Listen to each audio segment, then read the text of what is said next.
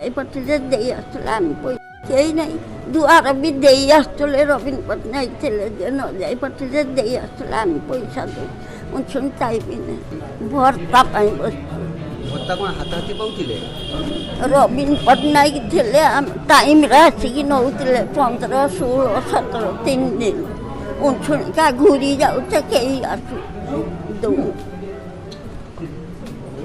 ଆଜି 17 ତାରିଖ ହେଲା, ହଁ। କେତେ ସମୟ ଧରି ବସିଛନ୍ତି ଆପଣ? ଆମେ ସକାଳୁ 8ଟା 8:30ରୁ ଆସି ଆପଣଙ୍କୁ ଆଜି ଡେଟ୍ ଦିଆ ହେଇଥିଲା ଆଜି 17 ତାରିଖ? ହଁ ଆସିନାହାନ୍ତି? ନା ଯାହା ହେଉଛି ମୁଣ୍ଡ ପଡ଼ି ଯାଉଛି ମୋ ପ୍ରେସର ବଢ଼ି ଯାଉଛି।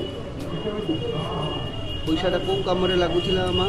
ଏଇ ପ୍ରେସର ଔଷଧ ଖାଉଥିଲି ହାର୍ଟ ପାଇଁ ଔଷଧ ଖାଉଥିଲି ଆଉ ମୋ ପାନ ଖାନ ଟିକେ ଖାଏ ସେ ଏପର୍ଯ୍ୟନ୍ତ କେହି ପହଞ୍ଚିଲେନି ଆପଣଙ୍କ ପାଖରେ? ନା କେହି ନାହିଁ ଦୁଆର ବି ଦେଇ ଆସୁଥିଲେ ନବୀନ ପଟ୍ଟନାୟକ ଥିଲେ ଯେ ନ ଯାଇପାରୁଥିଲେ ଦେଇ ଆସୁଥିଲେ ଆମେ ପଇସା ଦେଉ ମୁଁ ଶୁଣି ପାଇବି ନାହିଁ। ପଇସାଟା କେମିତି ହାତାତି ପାଉଥିଲା ନା ବ୍ୟାଙ୍କରେ ପାଉଥିଲା? ନା ହାତ ବ୍ୟାଙ୍କରୁ ଯାଇପାରିବି ନା ମାନେ ମୁଁ ତ ଚାଲି ପାରୁନି ପଡ଼ିଯାଉଛି।